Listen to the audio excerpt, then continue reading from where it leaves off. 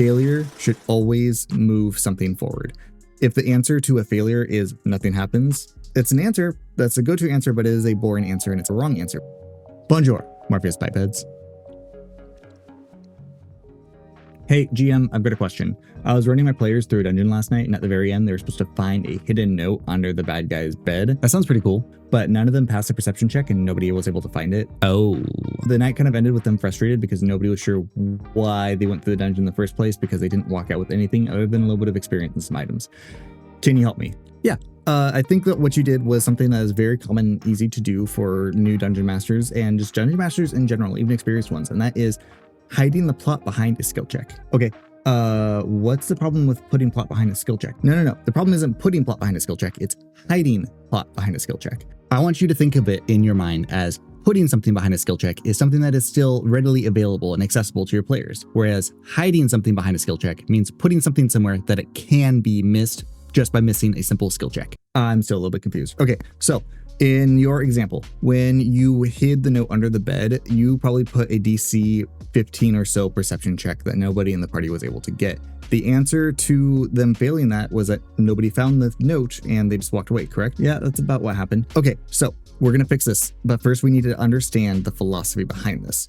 Failure should always move something forward. If the answer to a failure is nothing happens, it's an answer that's a go-to answer, but it is a boring answer and it's a wrong answer. What you should be looking for is how failure can make the story more interesting. Even in combat, when you miss an attack roll, even though that is a failed attack, they can still make combat interesting because when you fail an attack, the enemy now gets a chance to respond on their turn. Now, chances are maybe an ally can swoop in and stop them from attacking, but the fact is your missed attack roll has an impact on the combat encounter. Okay, whereas like if I was picking a lock and I failed picking the lock, like I'll just pull out another lock pick, right? Yeah, see, and that's the thing is like if the answer to picking a lock is that you failed and you just pull out another one and keep going, that's not really a consequence. Like there's no reason for you to need a rogue or somebody with tool proficiency then in the party if you can just keep rolling through it until you get it. Instead, DMs should be thinking about consequences to failures. Okay, I think I know what you're talking about, but can you give me some examples? Yeah, so here are 3 simple examples. Climbing, lockpicking, and then the problem you came to me with, perception. By the way, anybody listening to this video can download a PDF pamphlet with all of these laid out for your reference. I've created 3 different tiers of failures for each of these, depending on what level your players are at and whether or not you want to hit them with a low stakes failure, a medium stakes, or a really hard heavy stakes failure. If a player is climbing and they fail a climbing check, the objective is to get up into a second floor window.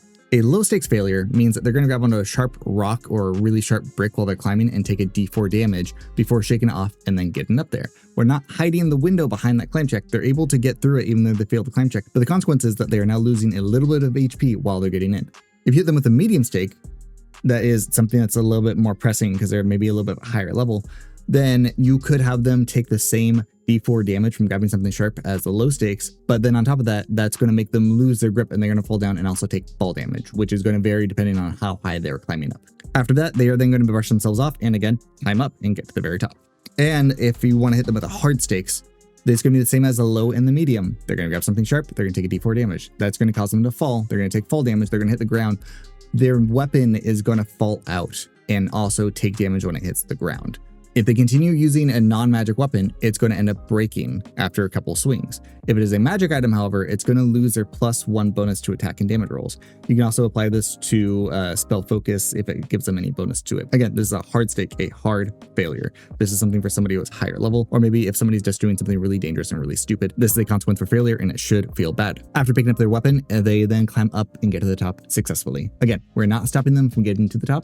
We are just giving them consequences for failing that roll. This way, success should feel better. Rolling the success doesn't just mean that you got up, it means that you avoided taking damage to get there, or you avoided losing your weapon to get there. Either way, you get into the top. All right, so picking locks. Yeah, so for picking locks, a low stake is that they do pick the lock, but the lock pick breaks in the lock. The lock is now jammed. If that door closes again, it is going to stay locked, so they've got to keep it open for as long as that stays relevant. As a medium stake, same thing as the low, the lock is now jammed, but they're also taking way too long and an NPC or a patrol is now rounding the corner, and that's going to put some pressure on your players. A hard stake is the same as the low and the medium. The lock is jammed, somebody's rounding the corner, and the lock, when it jams, that snap makes an unexpectedly loud sound. Their position is now also given away. Okay, I see. So like if you're somewhere that you're not supposed to be picking a lock, not only are people around in the corner, but they're now very well aware that you're there. That's going to cause some trouble. Yeah, and that's kind of the point, is not to stop your players from proceeding through the plot, but instead to hit them with consequences that tell a better story.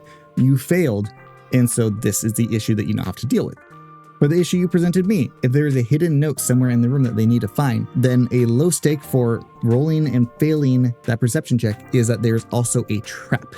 They're going to see the note hidden and they're going to reach for it, but grabbing onto it is actually going to trigger a trap. And this could have a variety of effects. They could take some damage, but if it's the end of an adventuring day, damage doesn't really mean much because they're just going to heal it up. However, if it instead gives their position away, which could cause another fight, or if it splats ink all over their hands, again, they're trying to sneak into somewhere and they're grabbing something that they shouldn't have, that's literally going to have them leave red-handed. A medium stake is the same as a low. They find the note, the trap goes off, but it's also taking them way too long to find it in the first place. And now, just like with the lockpicking, somebody's coming around the corner, somebody is approaching them.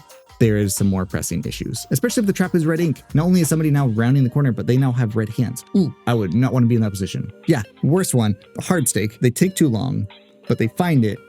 The trap goes off. Somebody's rounding the corner, and the failed perception check also means that they didn't notice another dangerous figure also in the room. Oh man, like what? Like this could be a wraith that's haunting the area. This could be a nobleman who hides around for fun. Think like one of the Robins, like Damien or Jason Todd especially, who's been hiding in this room that you're robbing. That would not be a good time, would it? No, it wouldn't be. All right, well, again, anybody who wants to check out this video can pick up the PDF down below in the description. These are rough guidelines. Just keep in mind not to trap your story behind a failure. Let failure instead help tell the story.